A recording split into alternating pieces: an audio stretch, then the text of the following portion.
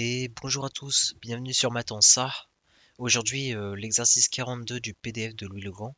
Donc voilà, c'est un exercice sur les sommes. Ça fait aussi intervenir les parties entières. C'est un exercice de niveau 3, mais il est assez compliqué, donc essayez de le faire si vous voulez. Et moi, je passe à la correction. Donc voilà, on a la somme de k allant de 1 à n carré des parties entières de racine de k. Donc on va essayer d'évaluer cette somme. Déjà, un petit moyen de se rendre compte de comment faire, c'est de calculer potentiellement les premiers termes. Donc voilà, on va faire ça, on va calculer la somme allant de 1 à 2 au carré. Donc qu'est-ce que ça nous fait? Ça nous fait donc partie entière de racine de 1, ça fait 1, plus partie entière de racine de 2, ça fait 1. Parce que, bon, je ne l'ai pas dit, mais la partie entière, c'est l'entier inférieur ou égal à donc là, par exemple, racine de k. Et donc l'entier inférieur ou égal à racine de 2, c'est donc 1. Donc maintenant, partie entière de racine de 3, ça fait 1 toujours. Et là, partie entière de racine de 4, ça fait donc 2. Parce que racine de 4, ça fait 2. Voilà. Ensuite, voilà, on va faire de k allant de 1 à 3 au carré. Ça nous fait donc... on peut réécrire déjà ce qu'on avait avant. Hop. Plus donc partie entière de racine de 5, ça fait 2. Partie entière de racine de 6, ça fait 2. Plus partie entière de racine de 7, ça fait toujours 2. Partie entière de racine de 8, ça fait 2. Et ça fait 3 quand la partie entière de racine de k, elle est égale à... Donc quand racine de k est égale à 3, et donc là ça fait 3. Donc quand k est égal à 9. Et donc là cette somme elle est égale à donc 1 plus 1 plus 1 ça fait 3, et de 5, et de 7, et de 9, et de 11, et de 13, et 3, 16. Donc voilà. Donc comment on va évaluer cette somme? Bah tout simplement un petit réflexe quand on a par exemple une intégrale ou une somme qui fait intervenir des parties entières, c'est de séparer, de découper plutôt l'intégrale, enfin l'intervalle sur lequel on travaille. Donc pour que la partie entière de racine de k là soit constante. Là c'est ce qu'on veut faire. Donc comment on va faire pour trouver les valeurs pour lesquelles partie entière de racine de k elle est constante? Bah tout simplement, si k il est situé entre... Donc si on a k qui est entre j carré et j plus 1 au carré moins 1, alors la partie entière de racine de k, elle sera tout le temps égale à donc j. Tout simplement, en mettant la racine carrée et en composant par la partie entière, on a que donc elle sera tout le temps égale à j. Donc maintenant, euh, on va juste séparer cette somme afin que en plusieurs sommes, afin que partie entière de racine de k soit tout le temps égale, soit tout le temps constante.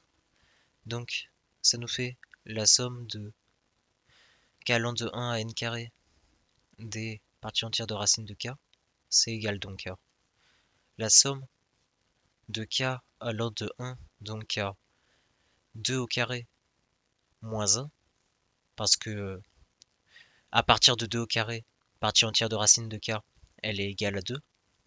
Donc là, ça nous fera la somme des 1, plus donc la somme des k allant de 2 au carré à donc 3 au carré moins 1, parce qu'à partir de 3 au carré, la partie entière de racine de 3 au carré, ça nous fera 3.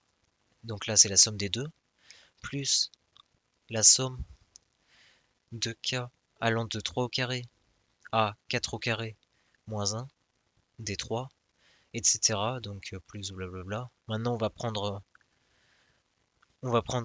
une lettre quelconque, donc j par exemple, là, ce que j'avais pris au-dessus. Donc pour k allant de j carré à j plus 1 au carré moins 1, et donc k il sera tout le temps égal à j, avec ce qu'on a déduit au-dessus. Et donc voilà, ça continue jusqu'à n-1. Donc ça nous fait plus la somme de k allant de donc n-1 au carré à donc n au carré moins 1, dn moins 1, et donc plus le dernier terme, c'est n, parce que partie entière de racine de n au carré, c'est n. Donc maintenant, il nous suffit plus que de savoir combien il y a de termes dans chaque somme, et on pourra enfin la calculer. Donc voilà, on va encore prendre la somme dépendant des j, comme ça on voit avec une lettre quelconque combien il y a de termes. Donc combien il y a de termes dans cette somme? Bah, tout simplement, il faut faire la différence des bornes et ajouter 1. Donc ça nous fait j plus 1 au carré moins 1 moins j carré et donc plus 1. Voilà, le j carré il va s'annuler avec l'autre j, le moins 1 et le plus 1 ils s'annulent et ça nous fait juste 2j plus 1.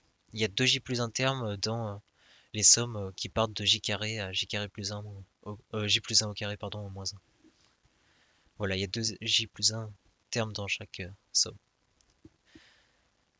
Voilà, donc ça nous fait la somme de k allant de 1 à n carré des parties entières de racine de k, qui est donc égale à la somme donc de j allant de 1 à n-1, donc on a dit des 2j plus 1, et comme dans chaque somme, par exemple dans la somme qui dépend de j, il y a 2j plus 1 terme, multiplié par donc j, ça nous fait donc, voilà, la somme de j allant de 1 à n-1, des 2j plus 1 fois j, et donc plus le dernier terme plus n. Et maintenant, bah, on n'a plus qu'à calculer ça.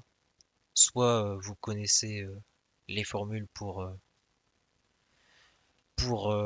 la somme des carrés par cœur, ou soit vous pouvez la retrouver. J'ai fait une vidéo dessus, comment la retrouver avec le télescopage.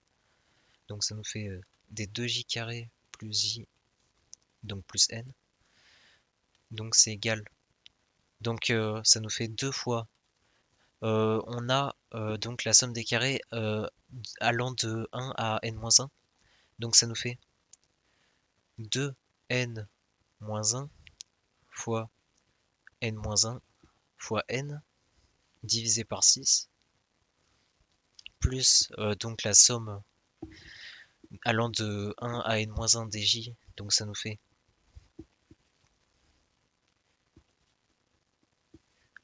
donc n-1 fois n sur 2 et donc plus le dernier terme qui est n. Et donc voilà, on a une expression de cette somme des parties entières de racine de k, qui est donc égale à, en simplifiant un petit peu, ça nous fait 2n-1 fois n-1 fois n sur 3 plus n-1 fois n sur 2 plus n. Et donc maintenant on avait des valeurs qu'on avait calculées en haut. Donc pour n égale 2 et pour n égale 3. Pour n égale 2 on avait que ça c'était égal à 5. Et pour n égale 3 on avait que c'était égal à 16. Donc on va tester avec 2 et 3 pour voir si ça marche. Donc pour n égale 2 ça nous fait quoi? Ça nous fait 2 fois 2, ça fait 4, moins 1, ça fait 3. 3 fois 2 moins 1, donc ça nous fait 3 fois 1, fois 2. Donc là, ça nous fait 2, plus 2 sur 2, ça fait plus 1, et plus n, donc plus 2. Et ça nous fait bien 5, donc c'est bon. Et pour n égale à 3, ça nous fait quoi? Ça nous fait 3 fois 2, 6, moins 1, 5. 5 fois 2, ça fait 10. Et donc les 3, ils s'annulent. Donc ça nous fait 10. Ça nous fait 2 fois 3. Donc les 2 ils s'annulent, ça nous fait plus 3. Et donc plus n, plus 3. Et ça nous fait bien 16. Et donc voilà. Merci d'avoir regardé cette vidéo. J'espère qu'elle vous aura plu. Et à bientôt sur Matanza.